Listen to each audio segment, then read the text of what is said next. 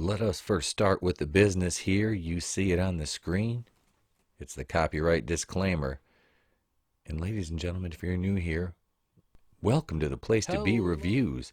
And thank you for clicking on the video. We do appreciate it. Be sure to follow us across social media, Facebook, Instagram, Twitter. Subscribe here on YouTube. You can catch podcast episodes Spotify, Anchor, and iTunes. You can like, you can share, you can subscribe. Hell, you're all going to be subscribing to the Place to Be Reviews. Now, ladies and gentlemen, on with The Walking Dead Season 10. Hello, and welcome back to the Place to Be Reviews. I'm TWD, and right here with all of yous, and we are here for some Walking Dead discussion. Now, this is an article from IGN from this morning, November 18th. I want to go back and talk a little bit about last week before we get into this big episode with Negan finally getting to meet the Whisperers after he escaped. It was really cool. They had some focus on what was going on as far as people being sick in Alexandria. The doctors, Dante and Sadiq, very overworked. Now, I'm not sold on Dante. Be warned if you're not up to date with The Walking Dead. Spoilers ahead, but first let me say this. Please consider subscribing to the channel. We're up to 119 subscribers at the time of this video. Got a Batwoman video coming yet today. Yes, the episode, I think 6 or 7 review of Batwoman will be up later on today. Plus, the Place to Be Reviews Monday night going in Raw, episode number 76 this evening. Myself, Coach Loudy, MJ, and a guest take you through the world of pop culture, movies, TV, and much, much more. All tonight, 8:35 Eastern, right here on the channel, live, presented by StreamYard.com. So, Walking Dead 10-6. A lot of Negan. Is you got to see him living with the Whisperers, Beta putting him through the tests, the trials and tribulations of being a Whisperer, made him dig a hole. Beta does not like Negan. Beta does not like Negan. Negan is loud. Negan is outspoken. Negan talks a lot. The Whisperers, of course, that goes against their very principles. They whisper and the dead don't mind. Well, Alpha tells him to give him the tests, and she has no intention of making him a Whisperer, just using him for menial labor. And Beta's kind of bullying him, and he won't give him any food at the end of the day when they makes him slaughter the pig, cut the pig, kill the pig, but he's not going to let him have any after they dig the fire pit and bury it. And one of the other Whisperers gives him some food. So the end, Negan is making all these comments about Alpha pissing Beta off. You can he said at one point, Negan says she makes him a little tight in the britches, I think it was. I mean, that it's just vintage Negan. And it's so funny to see Negan just being himself in that setting, trying to earn their confidence, because that's what he's doing. I don't think they're going to make, double agent Negan here, especially with what happened in episode 7, which, this whole thing with Dante being kind of weird, standing out. And I said that from the moment he came on, and I haven't really been looking at spoilers for this season that much, a little bit here and there. But I've kind of stepped back from that and just become, a fan again, and just a true, not looking at spoilers as far as that goes for the show. Now, knowing what I know in the comics, this is Dante was a completely different character. He was a love interest of Maggie. He was a hilltop person who annoyed Maggie at first, but then, they fell in love and they ended up together. So in the show, Dante is this weird, claims to be a war veteran, which he probably is. I mean, everybody was something before the apocalypse, but now he is a doctor at Alexandria, and everybody's bro, hey bro, and it's like he doesn't even know anybody. So, but he's acting like they've been friends forever. So there was just something off about him, like socially, not no skills there. Now, if you think about the Whisperers, they've been removed from society for so long. How would they function in social settings? Something to think about, right? So, you see Negan, taking the knee for Alpha at the end of episode 6, kind of leading into episode 7. We really didn't get much of that storyline in episode 7. Got a little bit of Alpha. A lot of, this was called Open Your Eyes. Now, we'll just go through this article, and then I'll give you my thoughts, of course. And then you can give yours in the comments below. The Walking Dead offered up some classics but still effective Walking Dead this week with regard to Siddiq's tragic demise. Yes, Siddiq was killed by Dante. Using the tried and true series hallmark of giving a character big arc spotlight episode right before the show smites them, Siddiq's Season 10 trauma angle came full circle. The reveal that Dante the entire time has been Alpha's mole. Yes, Dante was indeed confirmed a whisperer. No, there was nothing more to Siddiq's perpetual delusions and nightmares beyond the fact that he saw some awful shit go down and that he felt guilty for not trying to do something, but it still worked. He was rightfully scarred from watching his friends die horribly. The way he hid it from everyone, though, seemed to suggest that he was more culpable than he was, as in he was keeping quiet about his mental state for reasons more than just his survivor guilt. Obviously, this wouldn't be the first time The Walking Dead manipulated us a bit or a lot, as Siddiq, over the past few episodes, has morphed into his own makeshift red herring. It took Rosita to bring him back from the brink so that he could focus enough to see the sabotage going on with the water supply. Now I knew, well, I thought it would be more from Gamma, Bella Thorne. Is that her? No, not Bella Thorne. Thora Birch. Bella Thorne. Thora Birch. Her character dumping walker guts in the water. Kind of like that Vietnam thing, the malaria. Rosita, so she, the water gimmick. Now we have to go back and trace in our minds, where the hell Dante came from. He's a whisperer. He was there when everyone got beheaded. He was in Siddiq's ear the whole time. So how did he make it into Alexandria? The security protocols are pretty tight. Some photos from this. Okay, we're not doing this. You can see him right there. Also, it takes a very special breed of whisperer to be able to con everyone on this high a level. To be able to slip back into his old human mode so easily, and even practice medicine to an overly competent degree. I don't know that we'll ever get a fuller explanation about this, or why Dante, who's clearly been living a better life as a non-whisperer, would continue to be such a die-hard alpha worshipper. But it's interesting to see this type of fanaticism happen on an episode where our heroes made some strides on the Cold War front after finding out that Alpha had lied to everyone about Lydia. Of course, yeah, that was kind of... We'll get to that.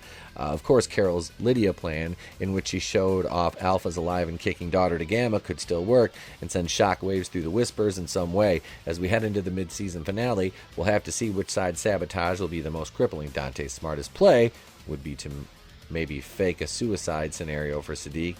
Since he just took off, everyone would know for a fact that Alpha was breaking the truce. Hopefully this all leads to a nice heroic moment for Rosita, who's been on the sidelines due to baby and or illness. It's illness. She's the one who's going to know something's not right with her baby daddy's death.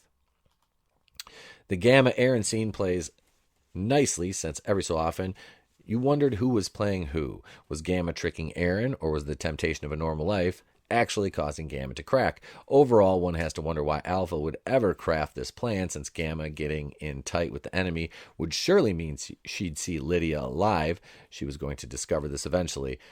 A second mole beyond Dante, who clearly doesn't care that Lydia is not dead, now feels like an idea that was doomed from the start. Also, I feel like it shouldn't be lost on Gamma that she's talking to a guy with a freaking metal arm. Her whole deal, Alpha's whole commandment, is that the enemy is soft, but Aaron has clearly been through it. He didn't lose an entire limb doing needlepoint. Carol's hardline tactics took on a few different shapes this week, first with a brutal ring-fisted punches to the face of the Whisperer prisoner, who actually played Niles on the AMC's other show, The Sun, and then in not telling Lydia about her plan to use her as psyche warfare. She made it seem to Daryl like she was going to give Lydia a choice, but she didn't offer the girl the full plan. See, that's where Carol messed up. She should have given Lydia the option, told her what she was going to do. This is now going to react. Now, this is the second time 2 weeks Carol's lied to or misled Daryl. How is he going to react to it this time, considering it made Lydia run off? Meanwhile, Mr. Dixon had himself another happy moment following the joy he has interacting with Connie when he returned home to his nice basement apartment and greeted Dog. Bad dog breath and all. Okay, this is IGN's verdict. Open Your Eyes felt a lot more like old school Walking Dead. I can agree with that.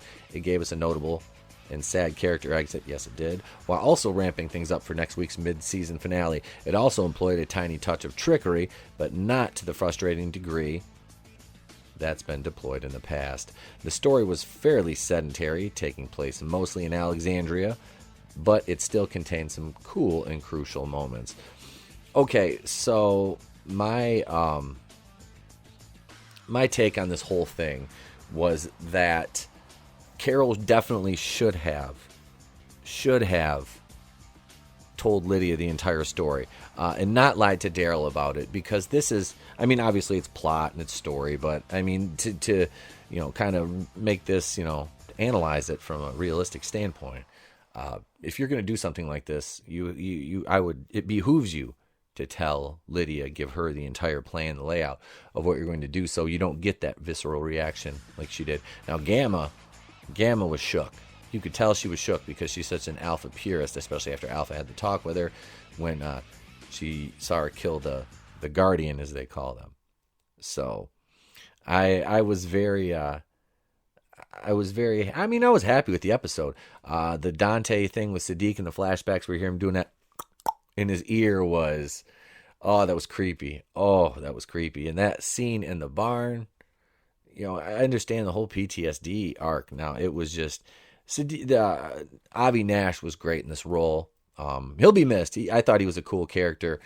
It was nice seeing him and Chandler Riggs on Talking Dead last night. Aaron and Gamma had some good scenes as well. They interacted well. Aaron was softening her up, like I said, you could tell. Okay, now this scene, the torture scene with Carol, that was done. We got to see Carol just, and that's another, I didn't even mind. It was great. She put the ring on, just started just laying into this dude, and the fact that he was such a loyalist was, I was like, oh shit. Like, I thought at first they cracked him. Like I said, I didn't look at any spoilers. I thought they cracked him, but no, he just turned right back into the psycho. And then, of course, Dante kills him, puts the wrong medication in Siddiq's bag, and that was kind of like the tipping point right there, like they knew. And then later on, when Siddiq is having that moment alone at the end, here comes Dante, chokes him out, kills him. Now, I don't know if Rosita, I thought Rosita would be the one to die. But no, this Dante character is, he's not going anywhere. I don't think he's going to get away. I think they're going to catch him. And I think that scene we saw in the trailer was Daryl beating the bejesus out of him in captivity. So let's flip on over to Ionine Gizmodo here and see. Let's see. Tonight's Walking Dead was a mess. Let's take a look at what they thought. Earlier this year, the penultimate episode of Walking Dead's 9th season brought us one of the most shocking, heartbreaking moments in the history of the series. Tonight's troubled lead up to the mid-season finale, its own tragic surprise. But the real bummer was it was one of the show's worst episodes in quite some time. I don't think so. Although Open Your Eyes isn't good, it's not completely bad. A lot of it's just fine, and there are some deft. There's still some is that supposed to be daft? Deft storytelling and some excellent character moments scattered throughout it. Like the entirety of this half season, Siddiq, Avi Nash, is still wrecked over the guilt over surviving the Whisperers massacre, but now he's specifically mourning the murder of his former medical trainee, Enid. Remember how the Whisperers held his eyes open and forced him to watch as Alpha executed her. It gives his PTSD scenes a focus they've lacked, which is good because he has had quite a lot of them this episode. Even better, Siddiq's ongoing nervous breakdowns woven into the narrative, so they aren't just the same reminder he witnessed some horrific events, last season. When Carol and Daryl bring in the Whisper they caught, a very upset Gabriel, justifiably happy that he made such a major decision without the town's council approval, and potentially pissed Alpha off yet again and demands that the prisoner's wounds get treated, even though Carol very much wants to torture him. Siddiq tries to help the Whisper, but immediately gets flashbacks, so Dante, Juan Javier Cardenas, handles it instead. Carol asks Lydia the best way to get answers from someone who is essentially one of Alpha's cultists. Lydia replies, show him what Alexandria is, what it can provide, the way of life. I'm not going to read the rest of this article because they're just going on to talk about this. Let's see. Okay, learning that Dante was Alpha's inside man isn't particularly shocking, given that he's been intermittently creepy since his first appearance. And moreover, he's not the only new character in Alexandria. What shocked me is that he kills Siddiq, not because I didn't expect Dante to try, but because after Carl's death and Rick's abduction last last season's massacre and Michonne's impending departure, Siddiq has by default become one of the show's biggest characters. Despite having only arrived in season 8, I understand that's the reason Siddiq was chosen, but man, I don't seriously know any major characters they can lose at this point. Well, that's kind of the nature of the show. These emotional departures and the journey in your character's arc. When your time's up, it's up. That's it. That's where it goes. So I don't know. I think this episode was good. I was now with this entire half of the season. I didn't make it to the end of Talking Dead to see the preview for next week or anything like that. So I'll be checking that out after I record this. I am a little disappointed that the show decided to take over a half season to even get into the Whisperer War, because I think this is something that could have been handled in a half season. But I understand what they're doing and why they're doing it, because the end of this episode will probably lead into the Whisperer War, which will go... I just hope it doesn't take up the entire season, because if it does, then you've got All-Out War taking up an entire season, and the Whisperer's arc taking... not Whisperer War, but the Whisperer arc taking up an entire season unto itself. So I just plus an episode or two on the other side, on the other end. But yeah, I don't know. But I'll wait on my total judgment and see where it goes. But I just don't think that this is a good move, taking up this many. Like I said, you got 8 episodes in the back half of the season. Please wrap this up in 4. Please wrap this up in 4. Don't stretch it out. Start laying your groundwork for your season 11.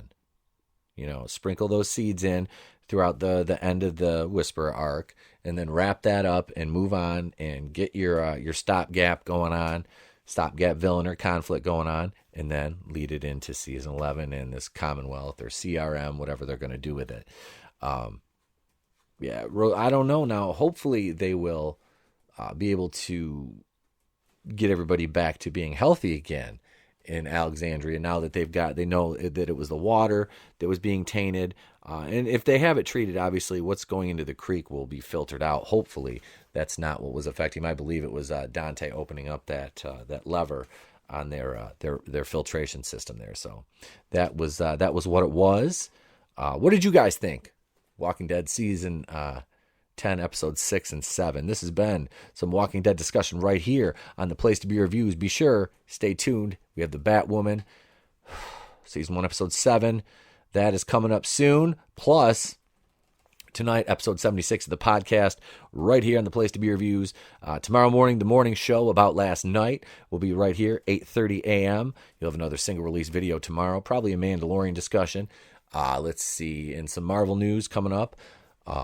Wednesday, you've got, what do you have Wednesday? Probably a video or two on Wednesday. And then Wednesday night, the boardroom will be on Raiders of the Lost Flicks channel with my brother from another mother, the Groovinator, Cody from Goober Brothers Entertainment, and Salvador, the Don of 2 Cents Toys. So be sure to check us out, like, share, subscribe, bitch slap that like button on the way out. I am Etep of the Place to Be Reviews, and I have been here with all of yous, and I'm reminding you, if I don't see you, you have a great day and a pleasant tomorrow.